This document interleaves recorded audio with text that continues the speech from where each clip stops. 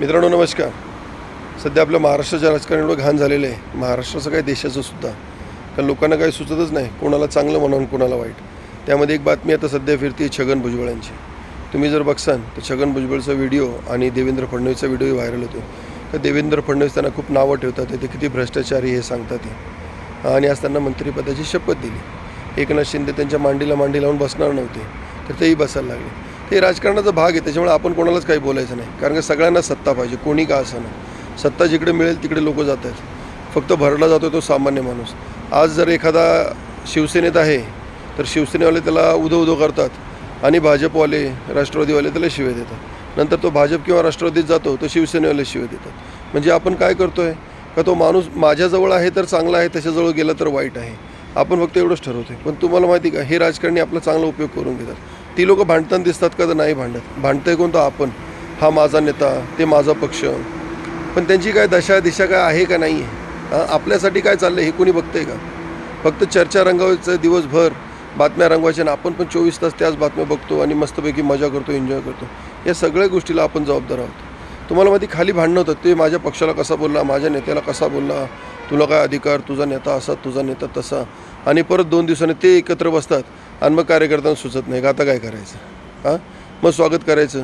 या सगळ्या ज्या गोष्टींना कुठेतरी थांबल्या पाहिजेत आणि लोकांनी या गोष्टीचा विचार केला पाहिजे का बाबा आता आपण अशा पक्षाच्या मागं, अशा माणसांच्या मागं उभं राहायला पाहिजे तर कमीत कमी तो देशाविषयी, राज्याविषयी काहीतरी मत मांडेल. सध्या देशाचं, राज्याचा असा काही विषय दिसत नाही, कुठलाही नेता असू द्या का बाबा तो त्याचं मत मांडत. जर सामान्य माणसांसाठी जर सरकार नसेल तर मग तो आहे कोणासाठी?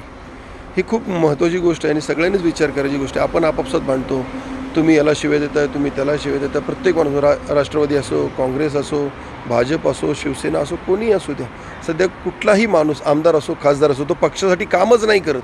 तो फक्त आणि फक्त स्वतःची ताकद कशी वाढवता येईल याच्यासाठी काम करतो. माझ्या पाठीमागं माणसं कशी येतील ह्याचा वाट बघतो.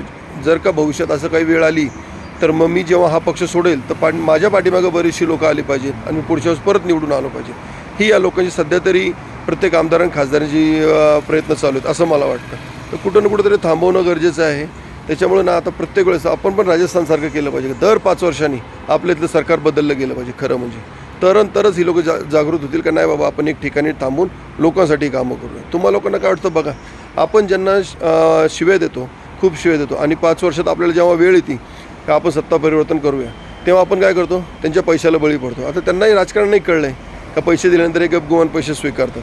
तर कुठं ना कुठं तरी ते पैसे देतात, आपण त्यांना निवडून देतो आणि परत आपलं तोंडात बोट घालून बसतो, अरे बापरे हे कसे काय निवडून आले.